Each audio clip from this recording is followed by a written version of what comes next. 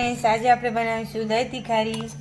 એ માટે આપણે 5 થી 6 કળી લસણની સૂકું લાલ મરચું નાખીને વાટી લીધી છે। 1 ચમચી આપણે ધાણા જીરું એડ કરીશું। હળદર, ચૂટકી હળદર એડ કરીશું। આમાં આપણે મીઠું એડ કરીશું સ્વાદ જેટલું।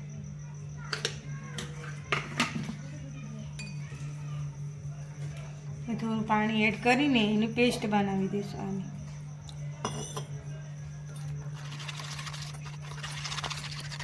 આ રીતે એની પેસ્ટ બનાવી દઈશું। અને એક કડાઈમાં આપણે 2 થી 3 ચમચી જેટલું તેલ એડ કરીશું।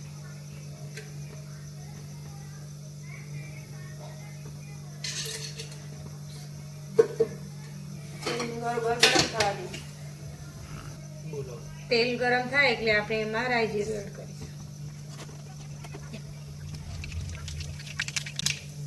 રાઈ થોડી તળાઈ જાય એટલે એમાં આપણે હિંગ એડ કરીશું। આપણે 4 થી 5 થી 6 કડી પત્તા આપણે બનાવેલી પેસ્ટ એડ કરીશું। પેસ્ટ એડ કરીને તરત જ કાઢી દઈશું। હવે આપણે જોઈ લઈશું। 1 મિનિટ જેવું જ આપણે શેકાવા દેવાનું। અને આપણે પેસ્ટ બનાવી છે એમાં થોડું પાણી હોય એ પાણી બળી જાય ત્યાં સુધી આપણે શેકાવા દઈશું। અને હવે આ વઘાર આપણે થોડો ઠંડો થવા દઈશું।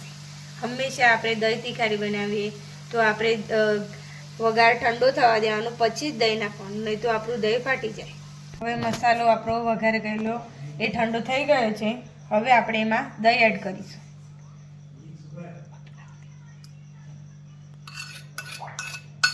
દહીંને આપણે મિક્સ કરી દઈશું।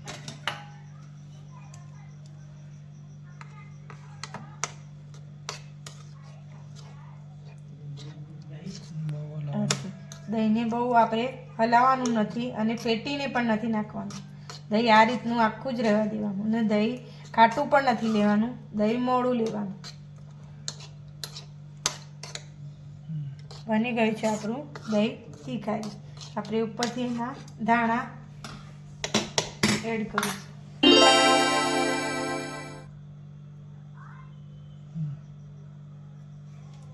થઈ ગયું છે આપણું દહીં તીખારી।